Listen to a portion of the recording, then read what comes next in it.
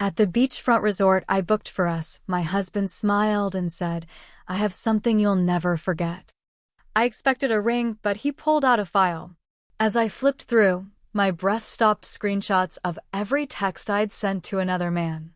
He chuckled, "Your stay here is fully paid, just not with me." Then he walked away without looking back. This happened last summer, and I still replay it in my head almost every night. I used to think I was smart enough to cover my tracks. I thought I could manage the guilt, the lies, the excuses. But I was wrong. He knew. He'd known for a while. And when he decided to act on it, he didn't scream or cry or break anything. He did something much worse. He let me destroy myself in silence. We'd been married 6 years. Roger and I weren't perfect, but we made things work.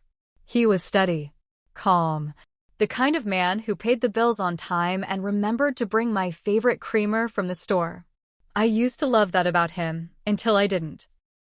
Somewhere along the way, I started feeling like I was just going through the motions. Like I was more roommate than wife. That's when I started talking to Kevin. Kevin was someone from my past. We reconnected on Facebook, started messaging about dumb stuff, TV shows, memories from high school, whatever. It felt harmless at first. Then it didn't.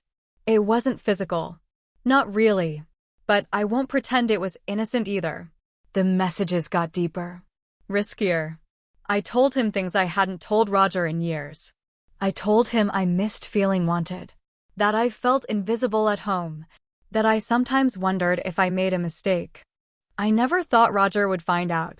Then one day, out of nowhere, Roger told me he booked us a trip. A week at a beachfront resort in Gulf Shores. He said he wanted us to get away from everything. I was surprised. He wasn't the type to do spontaneous vacations. But I didn't ask questions. I was just grateful. Maybe things were turning around. The resort was beautiful. When we pulled up, I actually teared up a little.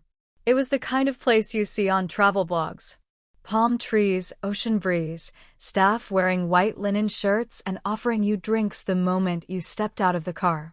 He'd even gotten us a suite with an ocean view. I remember thinking, maybe this is the start of us getting back to what we were. After we checked in, we went up to the room. I stepped out onto the balcony to look at the water. I was smiling, genuinely smiling for the first time in a while. That's when he joined me, holding a black leather folder. He handed it to me and said, "I have something you'll never forget." I thought it was going to be romantic. A photo album. A vow renewal. A surprise. But inside were printed screenshots. Pages and pages of them. Text messages. My text messages. Every word I'd sent to Kevin over the past 4 months. Things I barely remembered writing. Things I'd never want anyone to see, especially not Roger. My hands started shaking. I couldn't speak. I looked up at him. He wasn't crying. He wasn't even angry. He just laughed. Low and sharp. Then he said, "Your stay here is fully paid, just not with me." And he walked out. He left the room. Left the resort. Left our marriage. Just like that. No yelling. No fight. No second chances. Just silence and shame. I didn't move for almost an hour after he left. Just stood there on the balcony, the folders still open in my hands, pages fluttering in the breeze like they were mocking me. I kept telling myself this couldn't be happening. That he'd come back. That maybe this was all some cruel joke. But he didn't come back. By the time the sun started to go down, I finally forced myself inside. The suite suddenly felt too big, too cold. I sat on the edge of the bed, staring at the door. My phone was buzzing with messages, but I couldn't pick it up. I already knew who it was. Kevin. Sure enough, when I finally looked, he'd sent 10 messages in a row. All versions of, "Is everything okay? Did he find out? Please talk to me." I didn't respond. I couldn't. Something in me had cracked wide open. All I could think about was Roger's face, calm, steady, like always, but this time, distant. Unreachable. Like I was already a memory to him. The next day, I checked out early. I took a cab to the airport, heart pounding the entire way. I called Roger's phone 3 times before I even reached security. It went straight to voicemail. I texted him. Nothing. When I got home, his car wasn't in the driveway. The garage was half empty. That night, a moving truck showed up. He didn't even come in. He just stood outside while 2 men packed up his tools, some clothes, and a couple of boxes from the basement. I stood on the porch like an idiot, barefoot, still wearing the same sundress from the trip. I walked up to him. "Please," I said. "Please talk to me." He looked at me like I was a stranger. "You already said everything," he said, over and over. Then he got in his car and drove away. I thought that would be the worst of it. But it wasn't. 2 days later, I got a call from HR. Apparently, someone had sent an anonymous tip to my employer, a private school, about inappropriate relationships outside of marriage. They attached copies of the screenshots. The same ones Roger had handed me. That's when I realized he wasn't done with me yet. They couldn't fire me for a personal relationship, but the board decided to review my contract. Suddenly, parents were whispering. A few even pulled their kids from my class. My principal, who used to smile at me every morning, stopped making eye contact. Kevin offered to meet. I told him not to. I didn't want to see him. He begged me for another chance. I told him there never really was a first one. I was losing everything. My marriage, my job, my friends. Turns out most of them had been Roger's friends first. They all went quiet. Even my own sister, who used to adore him, said, "Well, what did you expect?" I expected to be forgiven. I expected someone to still want me after all this. But I was wrong again. 2 weeks after Roger left, I got a letter in the mail. Not a text. Not an email. A real letter, his handwriting on the envelope. I held it like it might burn me. My hands were still shaking when I opened it. It wasn't long. Just a single sheet. "You think this started with your texts. It didn't.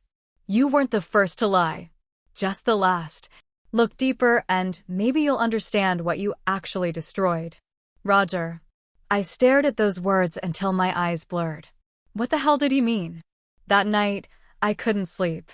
I pulled out an old shoebox from our closet, the one where we kept old receipts, warranties, and papers we didn't want to throw away but never looked at.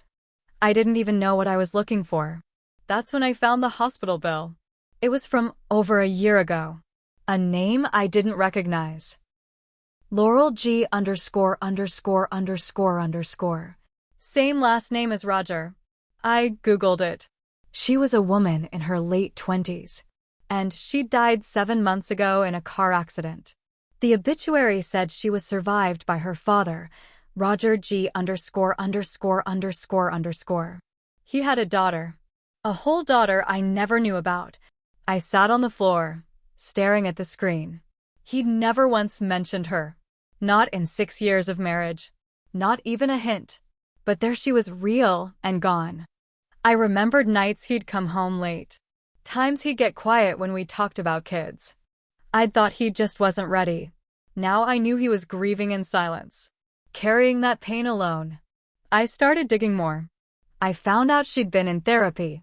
Her mom had died young.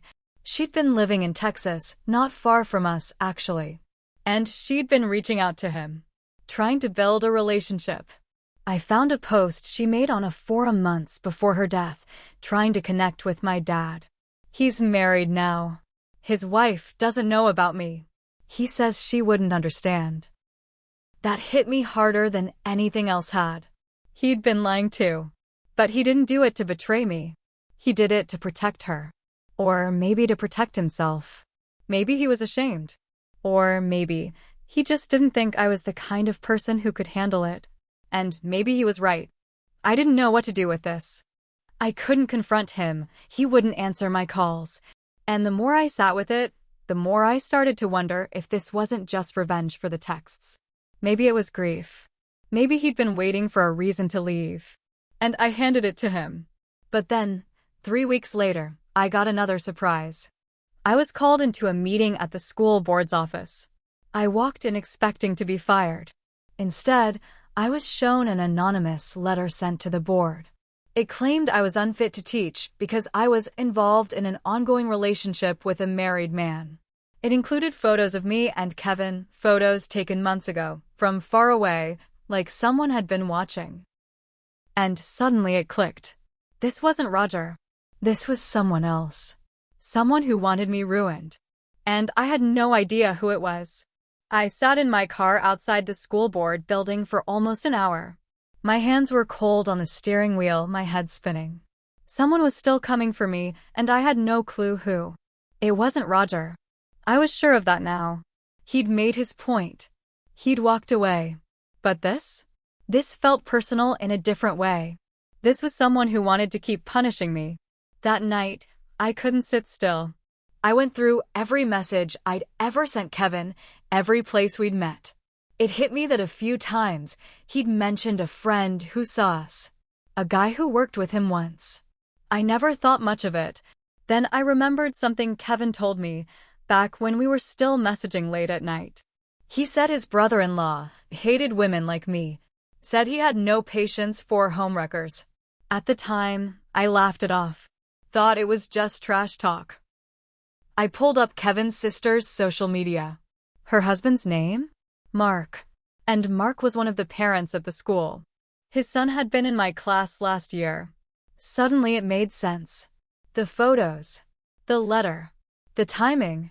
Mark had been watching. He'd seen something, figured out enough, and decided to take it on himself to wreck me. Kevin must have said something to him in passing. Bragging, maybe. Who knows? But Mark had used it. I should have walked away. Instead, I drove to his house. I knocked. His wife answered. I asked if Mark was home. He came to the door, arms crossed, already defensive. You shouldn't be here. I said, you sent the letters, didn't you? He didn't say yes. He didn't have to. His silence was enough. You don't know me, I said, trying to stay calm. You don't know what I've lost. What I've been through. He actually laughed. You did it to yourself. And maybe I did. But I wasn't going to sit back anymore. I went to the school board the next day with my own letter. I laid it all out, how I'd made mistakes, yes, but also how I was being targeted, stalked, and harassed by a parent who had a grudge. I gave them names, dates, and even the photos he'd sent. I told them I wouldn't go quietly. That if they didn't protect me from this, I'd go to the press. The board didn't fire me. But they didn't renew my contract either. I was done at the end of the year. I didn't care. Because I had one last thing to do. I wrote Roger a letter. Not begging. Not apologizing. Just the truth. I told him I knew about Laurel. That I understood now why he'd held her close and kept me out. I told him I was sorry for not seeing the pain he was in. And that I had no right to try to compare our betrayals. I was unfaithful in words, I wrote. But you were already grieving a daughter I never got to know. You gave me a chance to be a part of your world. And I failed. I mailed it. 3 weeks later, I got one back. Thank you for saying what you did. You were right. I should have told you about her. I thought I was protecting both of you. Maybe that was the problem. I spent so much time hiding things that when you started hiding too, I didn't even fight. I just walked away. You weren't the only one who made mistakes. I don't know what happens next. But I don't hate you anymore. That was the last I heard from him. I moved to another town. I took a job at a different school. Smaller, quieter. I don't talk to Kevin. I don't talk to anyone from that part of my life. Some nights I still dream about the beach. The folder. The look on Roger's face as he walked away. He got his revenge. Quiet, clean, and final. But maybe I got mine too. Because now, every morning, I wake up with no one to lie to. Not even myself.